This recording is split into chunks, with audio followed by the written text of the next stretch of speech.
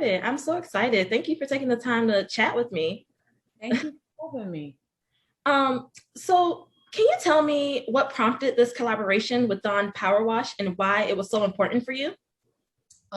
It was authentic actually, because I just actually been recommended this product by a friend. I found it really kind of coincidental that this actually came up, you know what I mean, through my team. And they were like, they're basically looking for a spokesperson for the Power Dawn Power Wash dish spray. And I was like, oh, well, I mean, I really use it, like, and I genuinely love it, and it actually works for me. And I found out about it through a girlfriend, like I said, and she told me how quick the time was. I thought she was lying, but she was telling the truth.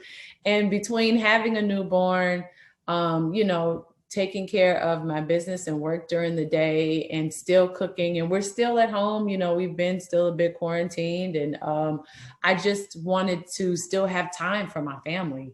You know what I mean? Whatever allows me to do so, like, I like to incorporate that into my life. So actually incorporating this Dawn Power Wash dish spray into my life was easy because it cut my time in doing dishes in less than half. So I was really grateful for that. And I was like, of course, I would not mind talking about it because it's real. It's actually in my home. So yeah. Right. So if you had one extra hour in the day, what would you do with that? Ooh, an extra hour in the day? Mm-hmm. I would probably right now sleep. Because I have a newborn, well, he's 3 months now, but he's still new on this earth. And I don't get a lot of time to sleep right now. I'm waking up every 3 hours to feed him or, pump or whatever. And yeah, that hour of sleep would be delightful.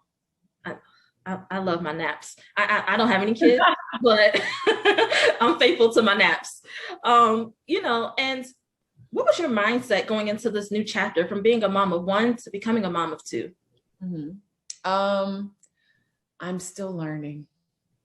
So I'm literally taking all advice out there. I literally ask people who have 2 and 3 kids, like, how are you doing it? Like, because it's very real to want to, have time for yourself, have time for your husband, have time for you and your husband and your kids, and time for you and your first kid, time for you and the new kid. Like, I'm not 8 people.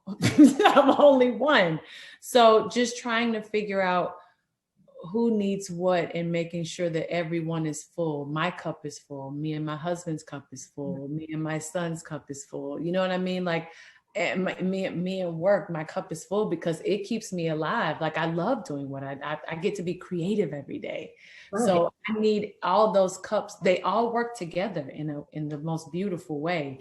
So I need to make sure that, one is not lacking, and some do lack on some days and some don't. So you just find a way to fill each one by the day. You figure it out. That's what makes women superheroes. For sure. And that actually brings me to my next question. You've often celebrated and been vocal about the heroes in your life, but how do you feel about being a hero to so many people, especially women from all walks of life? Wow. I am honored. One, I above anything, I'm honored because I feel like I'm just like them. I'm still figuring it out. And maybe that's where we are, where they feel seen or where they feel like we are alike, because I feel like we're all just trying to figure it out. You know what I mean? I try to be as honest and authentic about that as possible. But I'm honored, super honored. Yeah, I feel like we definitely all are just trying to figure it out. It's so crazy because when I was younger, I just knew when I hit a certain age, it was just all going to be figured out. Oh, me too. I absolutely did. And I'm like, who cultivated the lie? Maybe I did it to myself, but I'm like, I did this to myself. Oh, crap. Okay. Me too.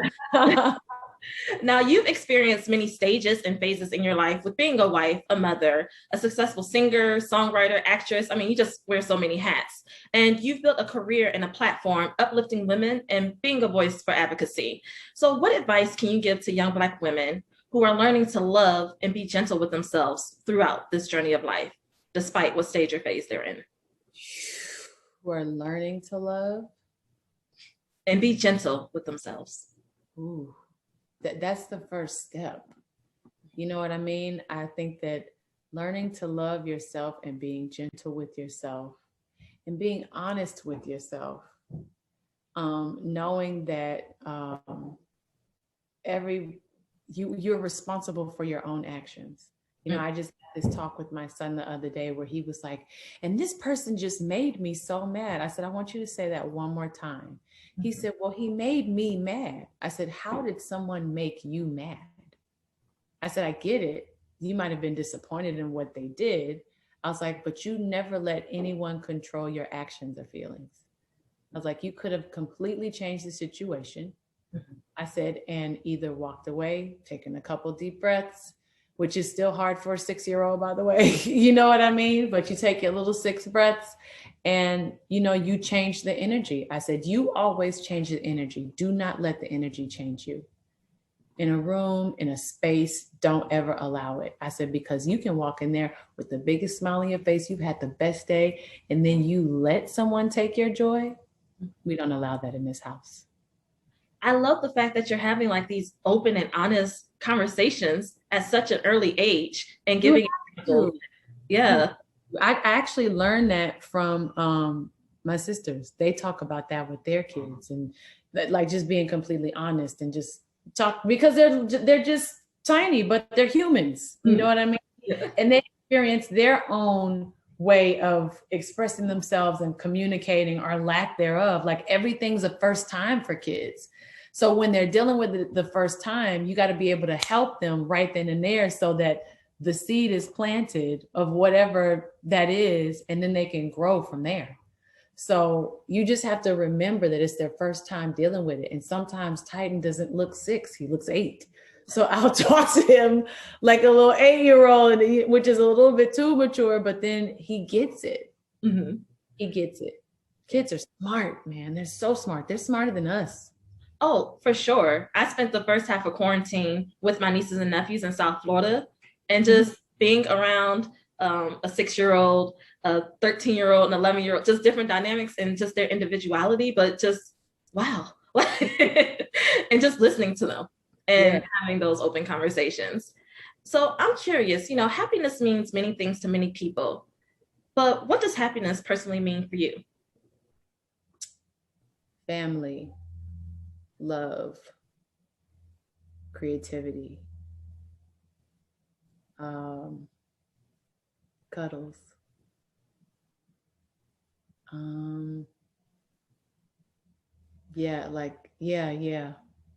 that. I'll stop there. So would you say that's where you draw sort of like your energy and your source of inspiration when things get difficult, leaning into your family, creativity? Absolutely. Those things fuel me. They literally fill me up. And I'm so grateful because my family's my driving force. The love from my family is my driving force. And it actually pours into my creativity.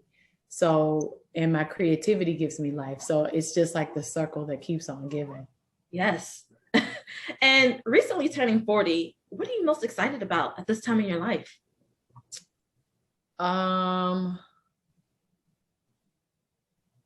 Traveling, more projects, like more opportunities to be creative, whether that be film and TV. Investments make me excited. Saving this money makes me excited. Figuring out like different like money moves makes me excited for sure. Yeah, for sure. And what is the biggest lesson your sons have taught you that you carry with you and will continue to do so for years to come? Intuition, patience, being present. Being present. Can you expand on intuition? How did they teach you about leaning into your intuition? Because it's really amazing to me how there's this God-given intuition for women. I think to all people, but women are just more sensitive to it because I think we're more emotional. And it's all these things that your body does. You know what I mean? When you're in tune with your baby or your kid, you know what I mean? Even in relationships, I feel like, but I'm very sensitive to energy, but intuition in particular, like the way, like I'm looking at my son and he has like really like crazy skin issues right now because he's hypersensitive and allergic to everything. So like the way I'll think about like what I'm doing or what I'm eating before this sounds really crazy, but I'll think about what I'm eating because I know that I'm feeding him from my body, and I'm like, I can't do that because just intuition. I don't know how to describe that. Or like if I'm waking up in the middle of the night, right, and it's 4 minutes before he wakes up, like, or I know Titan is about to walk in the room because I can feel his fear from his room, and I'll go in there, or he comes in. It's just that kind of stuff, like intuition, and your children teach you about that for sure. Yeah. And with Mother's Day drawing near, do you have any parenting words of wisdom you can offer future or first-time mothers? Be patient with yourself. We don't get a rule book on this. Like, it's not easy, but it is so rewarding. And when you figure things out, give yourself a pat on the back and tell yourself, I'm a bad mother, shut your mouth. You know what I mean? Like, I feel like being patient with yourself is really important because it's some things like, our parents didn't teach us, or they wanted to be that kind of teacher, but they didn't have the capacity to. So you're learning it in your generation and in your own timing. And so I'd say, be patient with yourself and listen to your instincts and listen to your kids. Mm-hmm. And it's a blessing being a parent. It really, really is. One day at a time, because you're figuring this thing out as you go. But we're also living in gratitude, and we're celebrating the small wins along the way. Have to. And this is actually a quick fill in the blank. Why didn't anyone tell me blank about motherhood? Why didn't anybody tell me that I would worry about them 24 hours a day? It wasn't just when they're sick. It's not when they fall or anything like that. You just worry about them 24 hours a day. And I wouldn't say worry. You're just concerned. You're concerned if they're happy, concerned if someone hurt them, concerned if, for everything, because it's literally like having your heart walk around out of your body. Yes.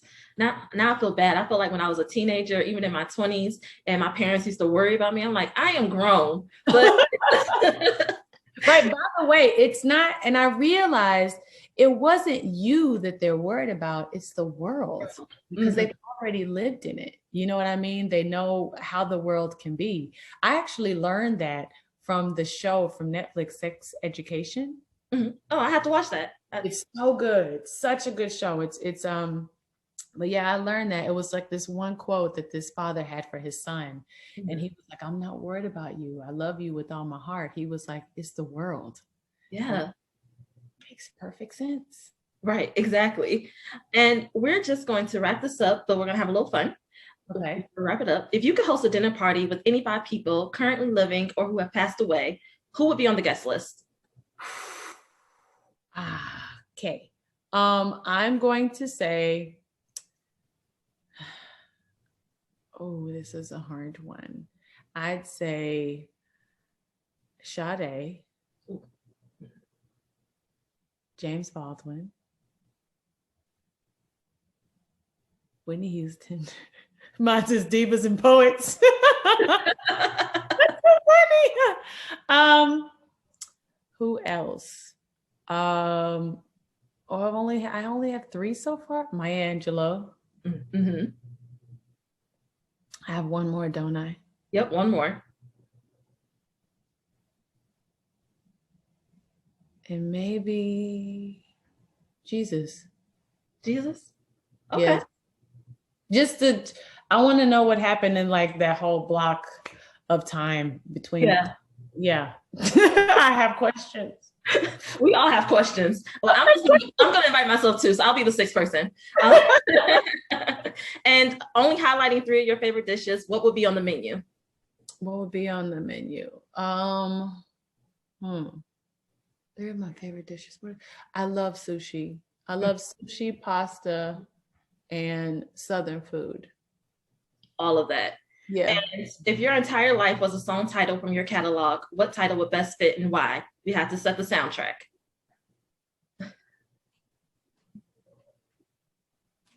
Oh, Donny Hathaway is singing the song for you. A song for you. Perfect. I love it. This was awesome. Thank you so much. I really appreciate it. Thank you. This was such a treasure. I love it. Oh, I appreciate that. Have a good one.